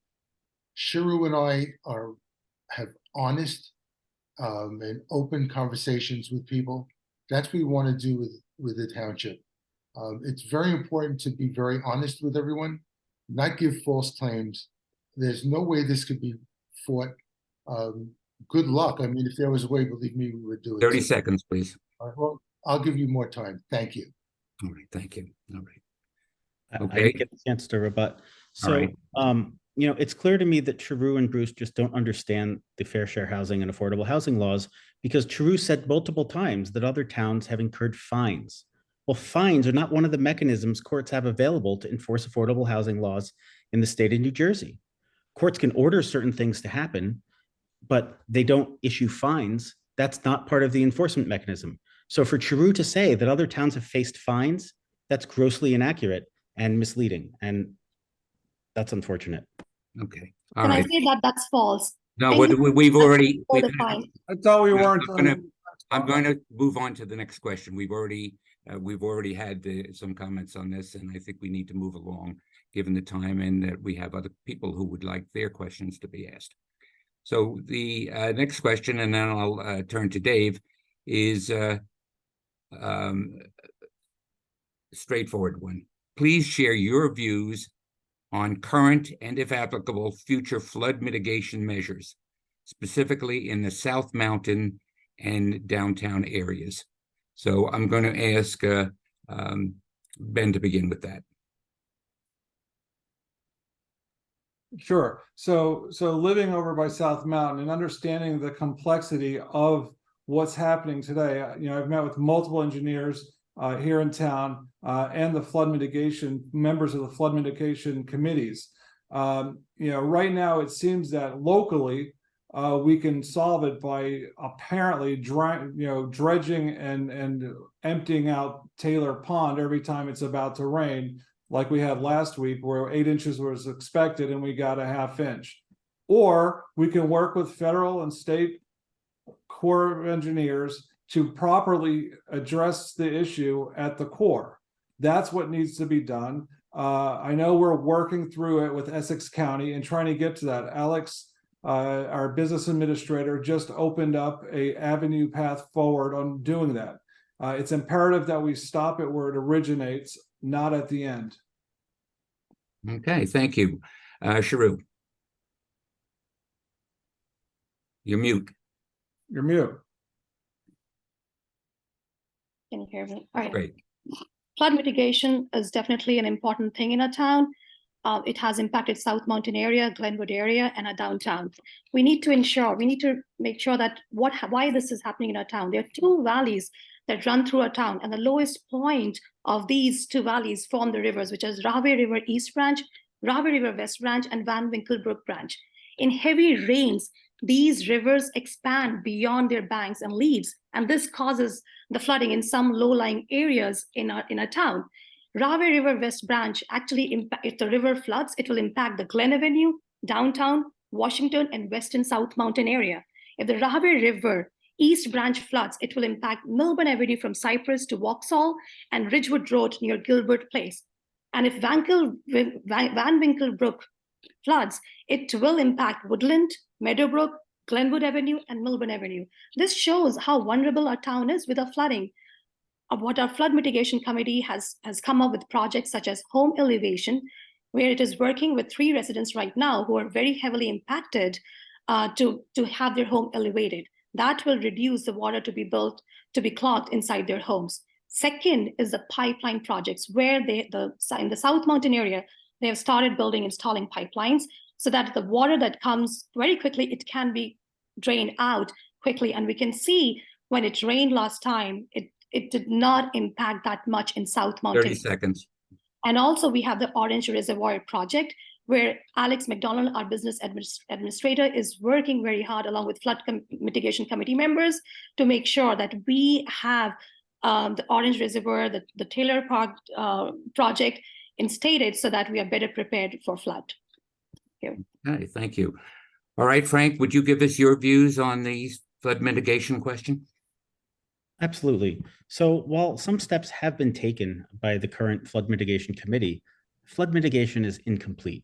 So what we'll do is we're going to continue with the existing work that they're doing, the stuff that's effective. But we're also going to look to enhance it with some common sense solutions. So during Ida, one of the reasons the downtown backed up is because a car and a dumpster went into the drainway and blocked it, and then all the water spilled onto the street, right? So if we did something as simple as installing angled grates in that area, that would have made it so that if the dumpster and the car did go over, they didn't totally block the waterway. And that would have helped quite a bit. The other thing that we can do is we can have enforcement of parking restrictions, right before there's big storms, so that we don't have cars going over into the drainways, right? We can also require restaurants to chain up their dumpsters so they don't get swept away like they did in Ida. The other thing we have to do is we have to work with the county. We pay so much in terms of taxes to Essex County. Why aren't we getting more help from them? We would advocate to get more public funding from the county. The other thing that we'll need to do is we'll need to work with the Army Corps of Engineers to attack the problem at the source. We have 2 rivers that are feeding in, and holding back a river is going to take a lot more resources than we have available at our disposal. So we really do need to work with state and federal officials to tackle this problem at the source. The other thing is we need to have the climate resiliency plan that I've touched on earlier.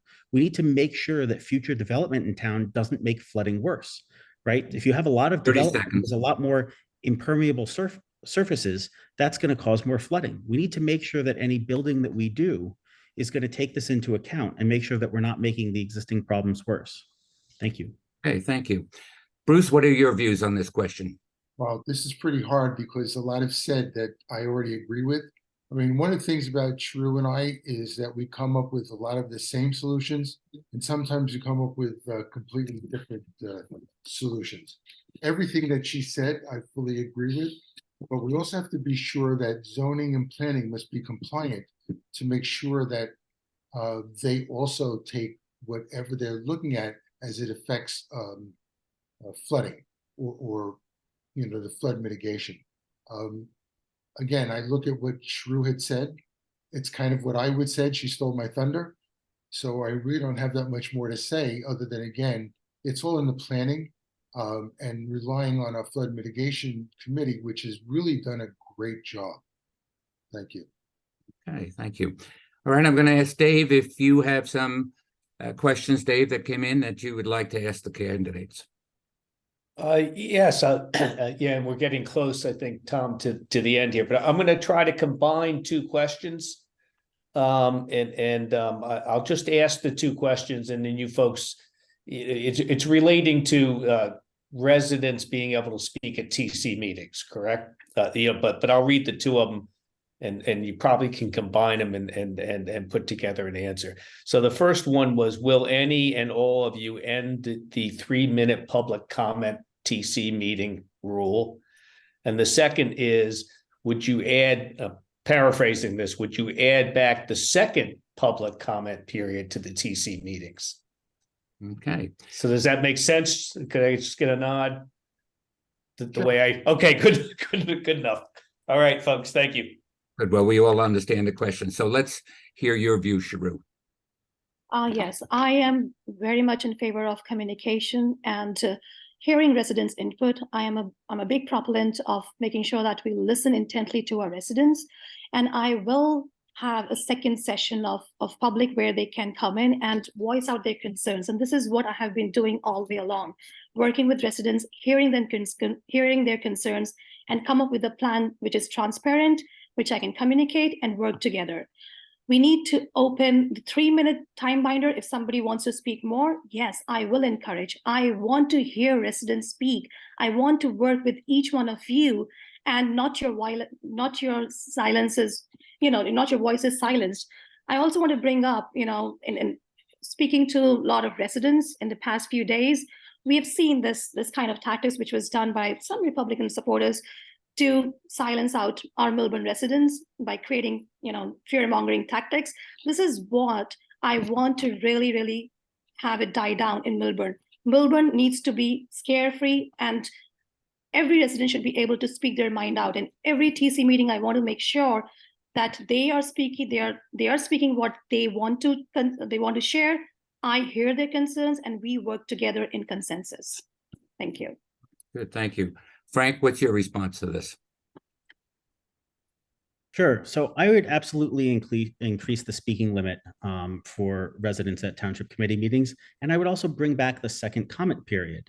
Right now, we would figure out what reasonable limits are on either of these. But one of the things that we would do that I think would help reduce the amount of people that come in with comments that don't get answered is to allow residents to submit their comments in advance, the week in advance, and then we could read the questions and the answers right at the beginning of the meeting. So that way, if residents' questions were already answered, then they might not, need to use the speaking period, and that would help meetings move along much more efficiently. But I absolutely think that we ought to hear from every resident that has a concern, and we ought to make sure that we're committed to answering questions.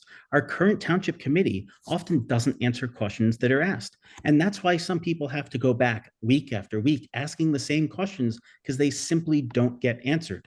Ben and I commit to making sure that residents get answers to their questions. Our campaign has an email address and a phone number, and we've been fielding questions from residents throughout this campaign. We always answer residents' questions because it's important that residents know what's going on and have accountability and transparency from the Township Committee. And that's something that Ben and I commit to doing. Thank you. Okay, thank you. Okay, Bruce. Thank you. I'm not so sure we can extend the 3-minute discussion. Those township committee meetings can go on quite late. What I would rather see are small roundtables with residents where we can set up some times to meet with them outside of the township committee meeting, and then bring some of that conversation back into the township meeting. And as the township committee members give a report should be given out as to what was discussed in some of those committee those small roundtables meeting. And I'm a strong advocate for that. Also, while I haven't had to do this, the township committee does offer their email addresses for people to write to them and ask questions. I don't know if anyone does that, or they would just want to do it in front of a camera. I'm not really sure, but I think that would be another way. Charu and I make one promise, and that's we're going to be extremely open to conversations with any resident virtually at any time. I've been getting emails from people now where I've just been giving them my cell phone number or my office number so that they can reach out to me to discuss whatever issues they have. So we're pretty open when it comes to that. Thank you. All right, thank you. Ben, would you like to respond to this question? Sure. And just to respond to Charu, listen, if anyone's being disrespectful on our campaign, on our team, it's completely unacceptable. Send me you have my email, send it to me and I will take care of it. There's no place for hate in Millburn, please. To this answer, I agree with Bruce, actually. 3 minutes seems like enough time to come in with a nice answer and get your thought across. I completely agree there needs to be a second speaking time to rebut the quote-unquote bully pulpit from the folks on the dais. So as long as that comes through, we can do some analysis, find out when that needs to occur. But I do not think it is anywhere near acceptable to silence the voice of residents at a township committee. Thank you. All right, Dave, do you have a final question that the candidates can address? I don't have an additional one, Tom, unless you or even James has one that's in the list. All right, let me look at a couple here and see if we can get one. I'm going to ask every candidate to make the answer brief because we want to go from here to your closing statements and make our advertised closing time. So let me ask you this question that has been posed by one of our residents. This resident says, allegations have been made about influence and pressure of county and state party leaders on decisions and contracts. Do you believe that these allegations have merit? And do you believe that such influence, is appropriate? If elected, how would you handle any attempts at such influence or coercion? If you give a brief answer to that, I would appreciate it. And I'm going to ask Ben to begin that. Sure, great question. In fact, I was speaking to Diane Eglow this morning, and she sent me a copy of the letter that she had sent. She's the former Millburn mayor, 2019. And the title of the letter is Why I Parted Ways with the Local Democratic Party. I'm a lifelong resident of Millburn, as well as a longtime registered Democrat. I have served Millburn Township in volunteer positions for over 25 years, including 15 years on the MSH Volunteer First Squad. Over the last 6 years, I've represented township residents as mayor and now deputy mayor on the township committee. Until recent local events forced me to choose between the party and my conscience. I had no intention of leaving the local Millburn Short Hills Democratic Party. I first noted a problem with party politics when I was expected to hire firms that were promoted by the county Democratic Party to perform township work. I was forced to choose between obedience to the party and maintaining my integrity and commitment to serving the residents of Millburn Short Hills. That's a direct letter from the former mayor on the Democratic ticket. 30 seconds. I'm just going to leave it at that. I was shocked to read that. Okay. Charu, what would you like to say about this question? I would begin with saying that at the recent Historic Preservation Committee meeting, where I was voicing, along with many residents, against the transparency and the process that was being adopted by the Historic Preservation Commission, Ben and Frank didn't show up because their political bosses asked them not to. Well, this speaks volumes. I and Bruce both are very independent thinkers. We make sure that whatever we want, after listening to residents, come up with a policy after speaking with town planners, after working with our business administrator, and to do what is the best interest of our town. Look at the history. We have not been accepting any money from developers. They cry about overdevelopment and they take money from developers. They take money from their Republican, the chair Republican wives send them $5,200. That's the influence the Republicans are having from the 30 state. seconds. And we have not taken any checks and from what you call the bosses or from the developers. We are independent thinkers and we are here to work for our residents, with the residents, for the best interests of our town. Thank you. Thank you. Frank, your response, please. So I think the Diane Eglo letter is very telling, and I've talked to Diane about this. You know, when she was the mayor, she was pressured by Annette Romano and other party officials to hire certain party loyalists. That is unacceptable, and that is like borderline corruption, in my opinion. And I have no reason to believe that that wouldn't be continuing to this date. But what I do know is that Ben and I will not stand for any of that. The other thing is there is really no Republican machine in the state that would be telling us what to do. Ben and I are committed to moving to nonpartisan local elections. This is another reason why we want to get rid of partisan politics, because then you don't have political machines on either side doing anything to influence candidates, right? Our loyalty should be to the residents and only to the residents. And that's something that Ben and I will do for sure. You know, and I also want to respond to what Charu said. You know, Ben and I weren't at the recent Historic Preservation Committee meeting because we had read the letter that was put 30 out seconds. in Canfield publicly that said that there was going to be no vote taken on that matter, right? They said that this wasn't going to move forward. It was going to be tabled. And Bruce is the one that actually voted against tabling it, right? He wanted to advance it. Look at the article in the TAP. It clearly says he's the one that wanted to advance it. So, you know, I think he's disingenuous when he says that he didn't want to advance it. And also he knew about it. So, you know, look, I would look at who appoints the current committees. Stop, please. Okay, final answer to this question. I'm going to ask Bruce to. Thank you. Well, first of all, that Diane letter has been circulating for years. And quite frankly, I don't believe most of what's in there. As far as that no vote, take a look at the TAP article again. They corrected it because they were wrong. I voted that way just so that the people could speak. In any event, I'm even forgetting where the question was. Well, it's a long question, but it has to do with allegations of political I know, I'm just kidding. interference. So as a CPA, it's ingrained in me to be independent. CPAs are known to be independent. It's part of our license. We have to do that. There was no way that Charu and I would take any money. You know, they're taking a lot of Republican money and we're not. We'll talk about that later, but this is something that's ingrained in us. I'm extremely independent. If you look at any 30 seconds. if you look at any financial statement or report, it's considered an independent report. So we are independent, and I would not expect to take any money or be influenced by anyone else. But I will tell you, we will try to work with others, but not be commanded by what they say. Thank you.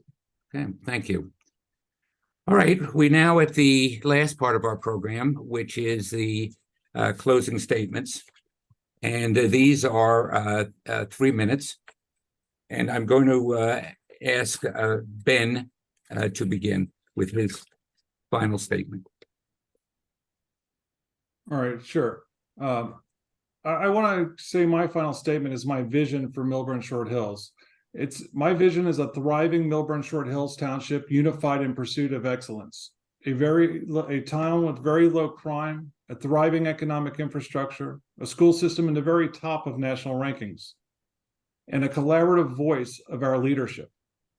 Millburn Short Hills must be a provocative thought leader on environmental issues and a leader in mental health issues for our children. We all thrive together harmoniously in the pursuit of these lofty goals. Hate has no place in Millburn. We should be a shining example for New Jersey, not a partisan wasteland. I've spent my entire career making real decisions and delivering, not just regurgitating a few sound bites on our website or gleaned from the internet. If you want real-world experience without biased decision-making, our ticket is the only one you should consider. Frank and I have spent many evenings over the last years showing up at TC meetings, zoning and planning meetings, going to court dates, and meeting with town residents. Our commitment is evident. We are here to unify, not divide our community. Remember, as Michelle Obama said, when they go low, we go high.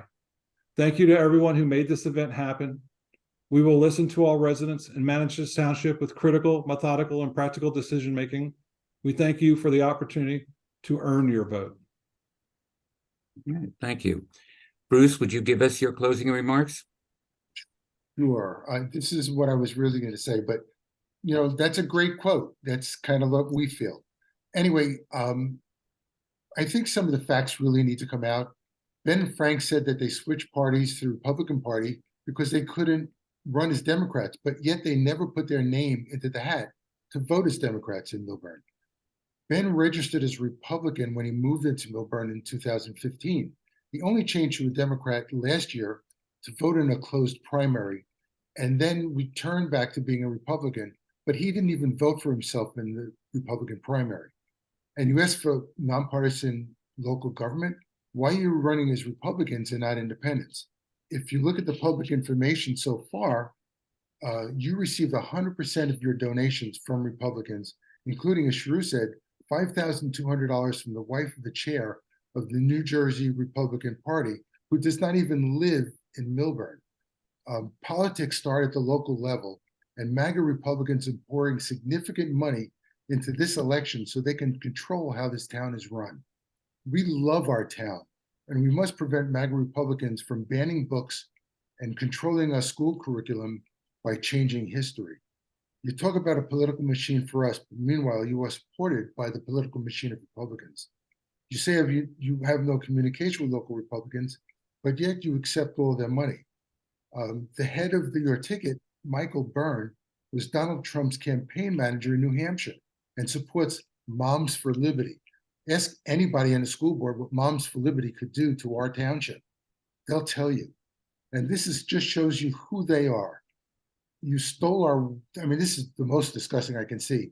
When I first tried to do our website with my first running mate, I found that our website name was stolen. It was registered by the same company that registered theirs 2 days after we announced we were running.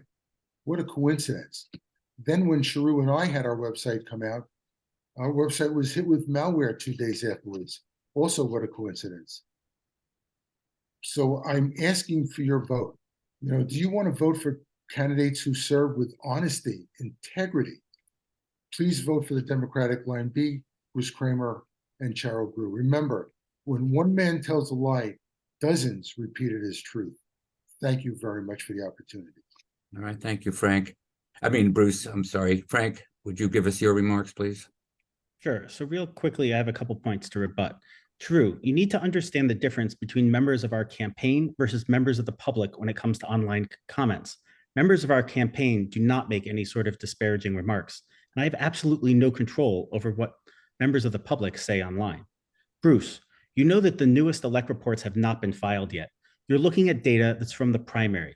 Once you see our latest elect report, you'll also see that there's a minimal amount of donors that are Republicans. We have a lot of donors that are Democrats and independents. So with that, I'm going to move on to my conclusion. I would like to once again thank the Short Hills Association for sponsoring tonight's candidate forum. Thomas Jefferson once said, "The best defense of democracy is an informed electorate."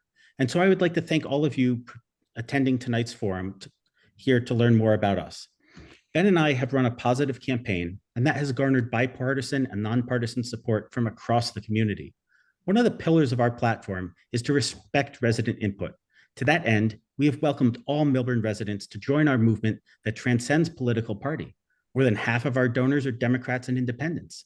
Additionally, we have an almost equal number of Democrats, Independents, and Republicans volunteering for our campaign. This is evidence of our ability to unify rather than divide. We must all remember that there are no Democrat parks and no Republican schools and no unaffiliated roadways.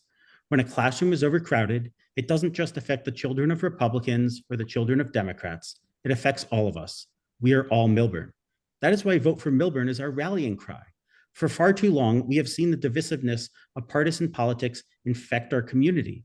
We have committed to putting forth a referendum to let residents decide if they want to move to a nonpartisan form of local government. We are the only candidates committing to governing on behalf of all residents, regardless of party.